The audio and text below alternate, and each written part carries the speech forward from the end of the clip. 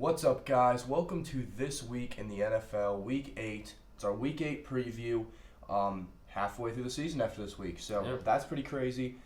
This week, we only have 4 picks different after I finally won last week with the amount of games I got right, so that was nice. But 4 games this week, so a little less variation. But I have the Chargers, you have the Bears, I have Kansas City, you got Green Bay, I have Seattle, you have Atlanta, and then I have Detroit, and you have New York. So, I mean, out of those 4, I wouldn't be surprised if we split them again. You know? Yeah, no, I honestly wouldn't be either. I mean, obviously without Patrick Mahomes, Kansas City's not going to be looking as good. Yeah, not feeling as good about that one. Atlanta, I don't know what's wrong with Atlanta, to be honest. I can definitely see that one happening. Chicago, I feel like they should be able to get this one done, despite the offense not looking as good over the last couple of weeks. But yeah, and they kind of really need this game. yeah, they do. And then Detroit and the Giants. I mean, kind of 2 teams that are. Yeah, I don't really know what either of them are. I don't know if I'm being biased or not, but I feel like it could go either way. But we'll see. Yeah, Detroit open as the favorite, but yeah, they are at home and stuff. But other than that, I mean, one of my games of the week is going to be Eagles-Bills. Big game for both teams because the Bills still only have 1 loss to the Patriots. Yeah. And, I mean, we talked about a couple weeks ago if we thought the Bills were, like, contenders, and we both agreed yes. But if they come out and beat the Eagles, they still really have a chance of winning the AFC East. Oh, for sure. Because they have another matchup against the Patriots. Mm-hmm. I know the Patriots have looked unstoppable, but they're not perfect. Yeah. I don't think they'll go 16-0 or anything crazy. But I hope not. If the Bills can get this game done, a game where I could kind of see, this would kind of like even them out a little bit. You know what I mean? Like, they're still a really good team, but they're not like 1 loss halfway through the season good. You know what I mean? Yeah. Mm-hmm. And then for the Eagles on the other side, this team, one of the teams that I thought was going to be really good. I think I have them going to the Super Bowl. I'm pretty sure losing. So I would really like if they got this done because sitting at 3-4. Obviously, a loss down to 3-5, it makes it very hard to come back, especially if the Cowboys win this week. But actually, I think they have a bye, so they don't have to worry about the Cowboys. But this week, they really can't let the Cowboys widen that gap anymore. I mean, that loss last week didn't help their case at all. No, it did not, and that's what makes this game almost a must-win for them because 3-5 is not where you want to be. Obviously, halfway through the season. No. Going over into my game of the week, my first game of the week, I picked the Panthers and the 49ers. I think this is going to be a really good game between these 2 teams. A very defensive matchup, I'm predicting. 2 of the better front sevens in the NFL for sure. Yeah. I think Kyle Allen's looked really good for Carolina so far. Hasn't thrown a pick yet, and it's, I think, 5 or 6 starts that he's had so far. Or five, probably. Yeah, 5. But anyways... he's looked really good. Christian McCaffrey's obviously been balling out all season. Mm-hmm. Yeah.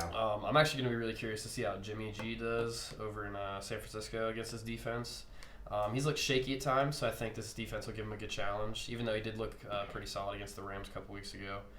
I think this will be a really good chance to just give the 49ers a chance to show people that they're for real. Obviously they've played the Rams and a couple other teams, but I think this will be a good chance to just continue to assert their dominance. No, yeah, and I mean almost the same thing for the Panthers, whereas they've won 4 in a row with their backup quarterback. Yeah. I don't think Kyle Allen has lost a game yet. No. Because the Thursday night game against the Bucs. 4 starts then, Yeah, Thursday night game against the Bucs is the last game they lost, and that was Cam scattershot throwing it all over the field. Mm-hmm. But I mean, if the Panthers I still think I'm not sold on the Panthers. I didn't think they'd make the playoffs before the season. I still don't think they will now. But if they come out here and they beat the 49ers, I'll be very impressed. In San Fran. Mm-hmm. Jimmy G obviously didn't look very good last week in the rain versus Washington. But it was pouring. Yeah, he's not made for that like pour down rain. I mean, no quarterback is. Maybe Cam Newton. But I think that it'll be a big game for both teams, obviously. Because the winner will know a lot more about the winner than we'll know about the loser. For sure. You know what I mean? Mm-hmm. Whereas the loser, it's kind of like it was a good team. Yeah, we're still not sure, but the winner, I'm gonna have some respect for. Oh yeah. But my other game of the week is Browns Patriots. Not a big a game for the Patriots. They're undefeated. They could lose this and kind of be fine, chilling. They're at home. I don't really expect them to lose. It'll be in prime time. Once again, don't really expect them to lose. But then you have the Browns, who are sitting at 2-4, coming off the bye week. And I mean, maybe it's just me, but I don't think the Freddie Kitchens bye week preparation is going to make any difference here. And 2-5 is obviously not where Browns fans thought the Browns would be. It's not where they want to be, but it's going to be where they're ending up. And where they're at, so I'm just saying, Baker has been throwing a lot of picks this year. I don't know if this is a fact. I have to assume the Patriots lead the league in picks. They literally get like 4 a game, it feels like. But it's going to be rough because this Patriots defense is legit. They're number one defense in the league. Machine. Yeah, number one defense in the league for a reason. They give up like 8 points a game. Yeah. And the last time the Browns played in primetime, they scored 3 against the 49ers. So,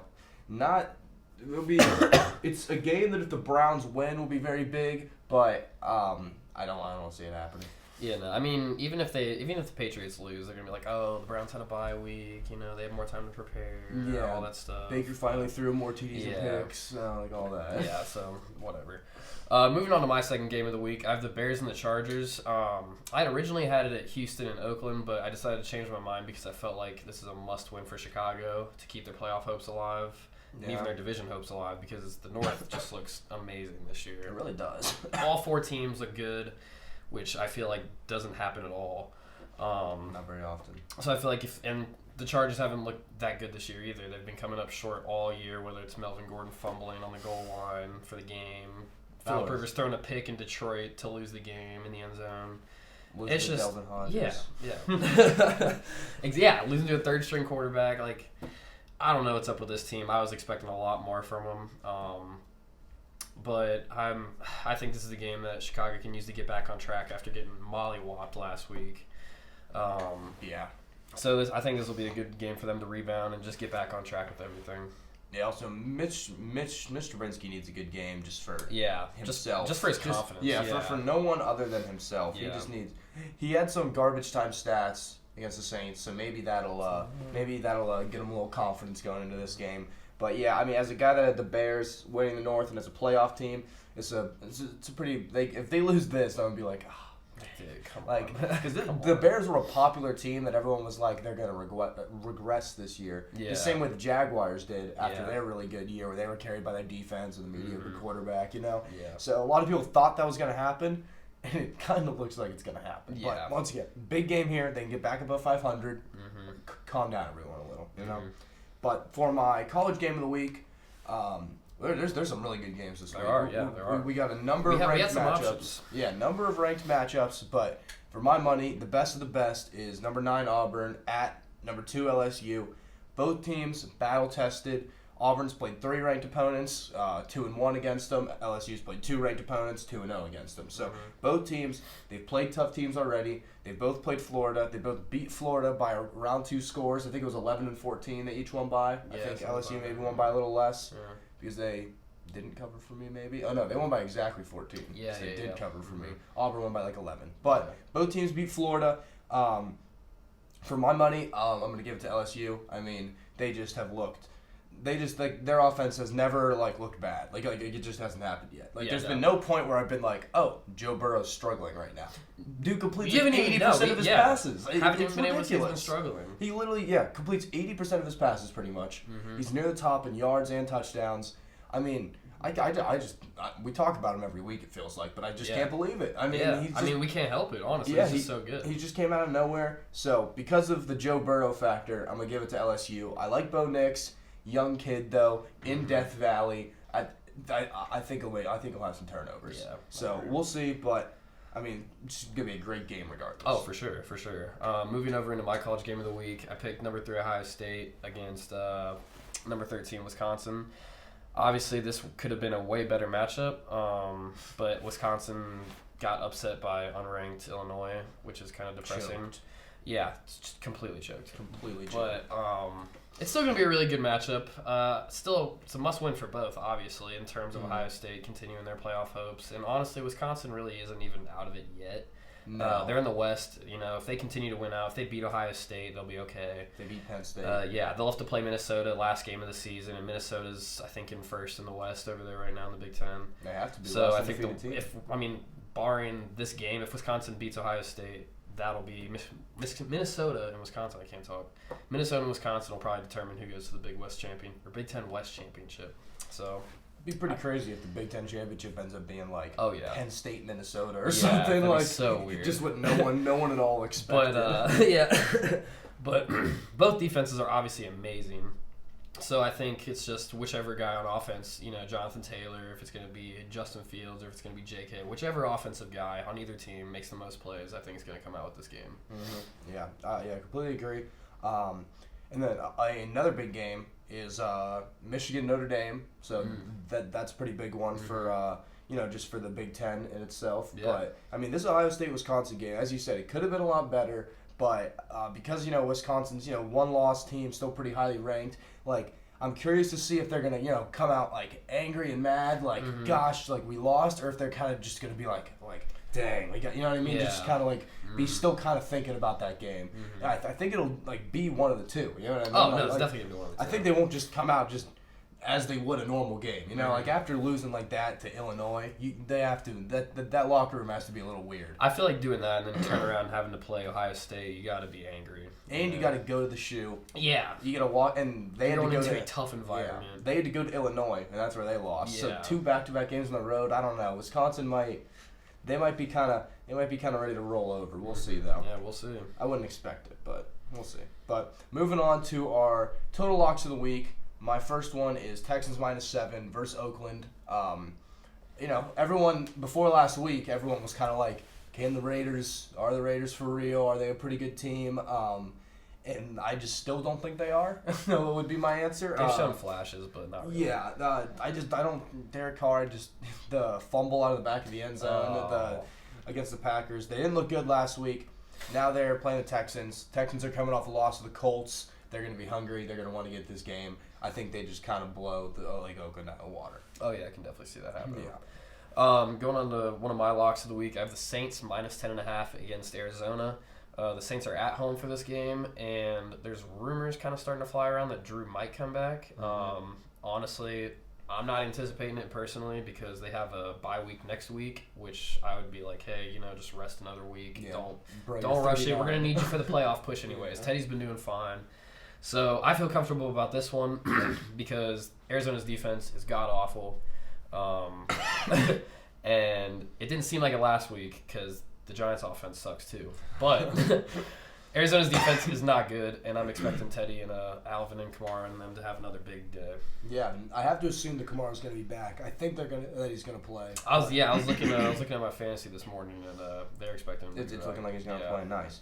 My other lock of the week is going to be Packers -3.5 versus the Matt Moore-led Chiefs. So, obviously, Patrick Mahomes is out for a couple weeks. You don't exactly know how long.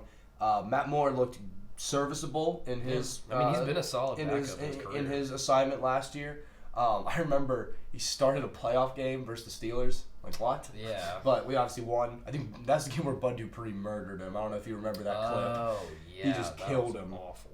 Antonio Brown went crazy too, but we don't talk about him anymore. Yeah, all right, so back to the Packers.